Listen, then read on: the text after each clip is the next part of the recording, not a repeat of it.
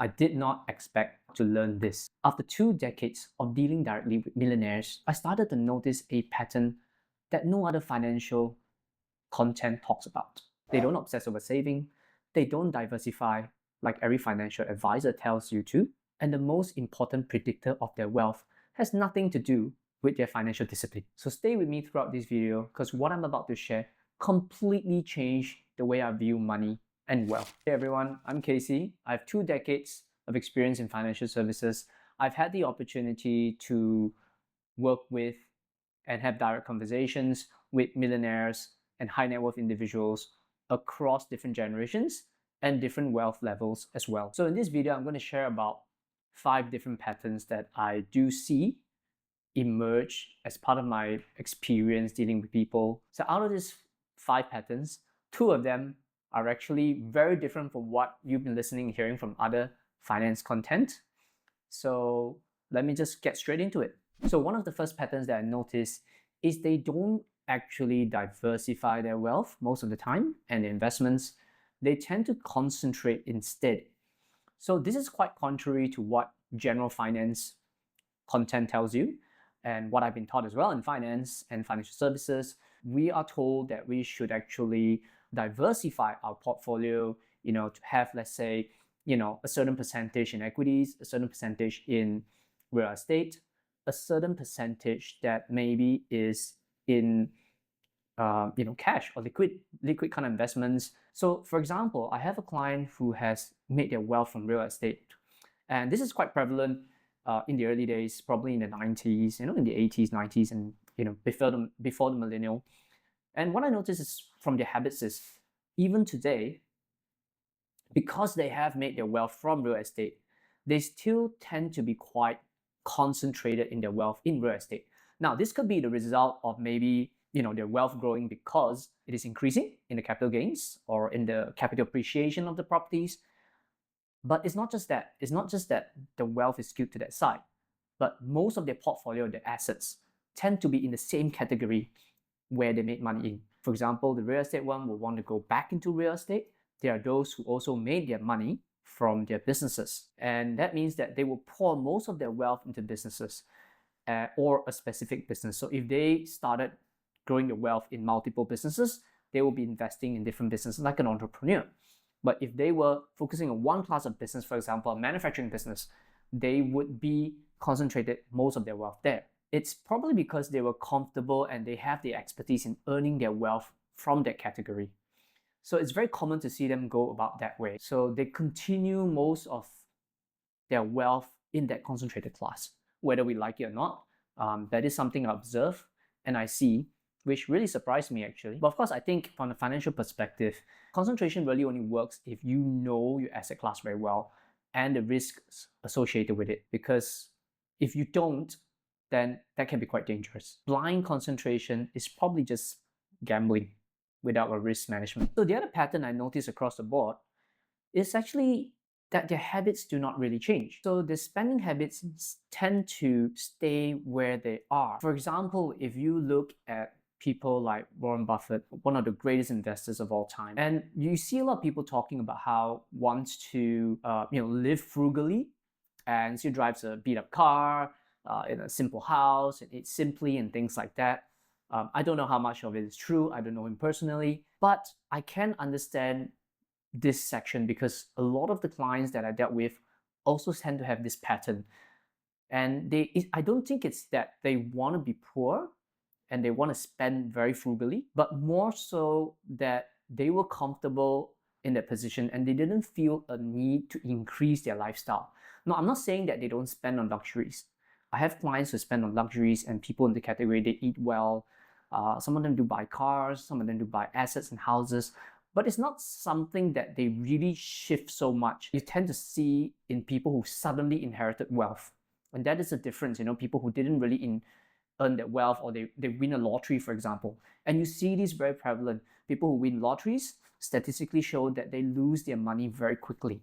It's because of the financial management habits that they have. So when they suddenly get a whole load of money, they don't know what to do with it. And that's where trouble happens, But these people who already have wealth and they're able to continue growing their wealth comfortably, they don't really change their spending habits. If they were eating in a certain way, they will continue that. So it's not really about that $1 coffee that some finance gurus tend to talk about, like, hey, if you want to save, just drink $1 coffee and don't ever buy coffee out. It really isn't like that. I think it's more of them being comfortable in where they were before they became wealthy, or where they were when they started out. Why I think this works, psychologically, is because if they can stay within the means of their lifestyle, even though their wealth is increasing proportionally, most of the money and the wealth that comes in doesn't get spent in the lifestyle where they're doing that, and it gets invested into the asset class which they concentrate in. The third pattern that I see that happens is they are remarkably consistent. Now, when I say remarkably consistent, I mean in the way that they make decisions about wealth and money, and also the way they invest or the way that they save. For example, if they enjoy buying a savings type of plan with a more considerable lower investment rate or investment return, they tend to gravitate and buy these kind of products again. We talk about consistency all the time, and we know about it from other finance content, but consistency is actually pretty boring. The difference is they are able to carry this consistency from the beginning all the way. And they're able to be very consistent in their decision, in their savings. For example, if you can put aside 1,000 a month, in a year you put about 12,000, compounding at 8% interest return. In about 10 years, it would be about $180,000. Now, if you continue it for another 10 more years, which 20 years in total, you will see the compounding effect to be much more, and you will probably be in excess of $500,000 to $570,000 as well. You can see that there's the consistency, and the compounding effect really makes a difference in building a person's wealth and portfolio. So what actually builds wealth is generally very boring and very unremarkable ways of saving or putting their money aside. How I view this is, my observation is, because they continue to invest in a similar class of asset which made them rich, the consistency of doing that also carries forward in their financial decisions and in the way that they handle wealth as well. So the fourth pattern that I notice is they generally do not care what people think. Now, let me explain. It doesn't mean that they do not have advisors or people around them whom they speak to regularly for financial advice or for updates, but more so that they do not need to show anybody, or they do not want to have people see what they have. I mean, generally they're very open. I've noticed that those that I dealt with, they're very open to new ideas, new products. In fact, they like it when I talk to them about new products in the market, what's changing, giving them updates, even though they have the know-how. But they like to have these conversations with people, with real people. But when we contrast this with the non-wealthy behavior, I started seeing patterns like, they don't want to have these conversations, or they sort of like know what they want or what they think already, and they're very fixed in their ways, and not really open to suggestion most of the time, or they have a very set way of doing things. So that's why I see it different. And I think the key thing that I'm trying to say here, when I say they don't really care what people think, is they don't care what people think about their wealth, their status, and things like that. But they do care about privacy. They do care about keeping things off the internet. I have specifically, clients that are very, very private. They do pay money for people to scrub their information off the internet. They do not post on social media. They don't do any of these things. And my observation of that is that they don't want to post even their travels sometimes, until maybe they've traveled a while ago, and they don't really post these kind of things because they don't want people to know. They're very private, So that's the very stark contrast I see, where people who are not from this category, they tend to want to show their cars, their luxury items and things like that. Nothing wrong with luxury items. They do spend on these things, but I've noticed they spend on some of the experiential kind of things more so. Like, for example, with their family, they give them a good holiday. It's not that they don't spend. Whereas for the non-wealthy category, they tend to chase this status signals. And when I say status signals, I mean like the next big thing, the luxury item, showing on social media and things like that. So the fifth pattern I notice is they actually buy more insurance than I actually expected. When I first started in this business 2 decades ago, I remember my manager was telling me that, wealthy people are not going to buy insurance. And what I realized is it's not very true. Statistically, you will see that the affluent market are more likely to have enough life insurance compared to those who are not from affluent backgrounds. I think there is a shift where we think that they don't need the coverage, which is true. I don't think the wealthy category actually need insurance coverage, but they do get insurance coverage because it can give them something like a protection or something like that. It really hedges their risks and protects their portfolio so they don't have to come up with money unexpectedly. So most of those things that can be delegated, the risk that's delegated out, they delegate it. So contrary to what we believe, they do buy quite a lot. Even the statistics prove this, that affluent households are twice as likely to have more life insurance compared to lower income households.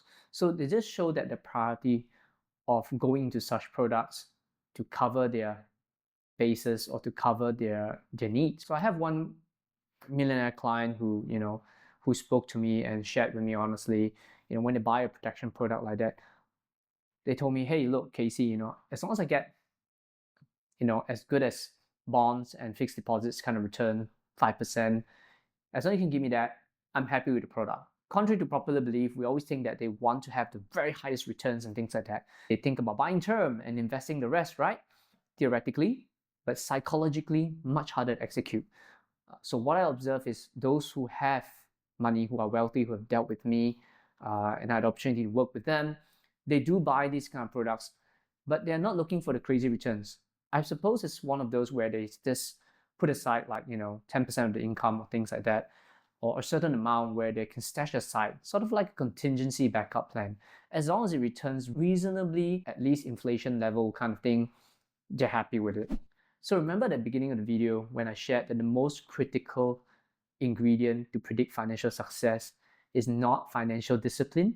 It's actually the way they view money. It is how they view money as a tool rather than a destination. So it shifts on mindset of accumulation to utility. And I think this is a profound difference that links all these patterns. So remember I was saying some of the patterns like how they're consistent and they concentrate their wealth in a certain category because that's a tool that works best for them. They do not inflate their lifestyle. They spend within certain means. It's because they're not signaling that they've arrived. They don't need to, right? They don't need to signal that they arrived. And also, they buy an insurance product because it's a tool for protection and liquidity. And I think this is one of the reasons why there are substantial wealthy people who give to charities. Of course, not all of them give to charities, but there are a significant amount of them that do give. And the reason they give is because they have reached a stage where they don't feel that it's something that they need to achieve to show, but to show that money as a tool that can be given out and can be used for certain purposes. Whether it's philanthropy, whether it's to bless their families or to give to people who are in need. And I think that's really generally how the wealthy do think. Of course, not all of them. Those that I had the opportunity to work with, they operated in that manner. And that's a fundamental shift of how I view money. And observing this, getting the opportunity to observe this really changed the way I look at it as well. From how, a certain destination that we want to achieve, wealth is a certain number or destination you want to achieve. Like, for example, you get taught like, work 20 years, hit this amount of money, and then, live off that money and you retire for the next 40 years, like retire at 40 or 50. If you're living to 80 years old, that means you retire for 40 years of your life. Many of them that I dealt with, they don't do that. Retirement is not something in their mind as well. They just keep working, Some of them are 70s, 80s, they're still in their businesses, they're still in certain positions, and some of them are actually quite active. Of course, they have the freedom to explore other things, but the fundamental thing is that they don't look at it like a destination. They look at it something like a tool where they can use the wealth. And I think that's a difference, the very, very important difference, rather than to hit a certain target, hit a certain wealth, and then I stop working, and I go and pursue my dreams and things like that. The way they view it is really, really very different. And really, I had the opportunity to experience that firsthand. And that's what I noticed. Now, if this is the kind of conversation you want more, you like this kind of video, this kind of content style, make sure you click like and subscribe. And I would be having some series and more videos like this that have real honest conversations, not just sometimes the financial terms, but also the psychology of money and my experience dealing with clients like that. So thank you very much. You have a good day and a great week. See you in the next video.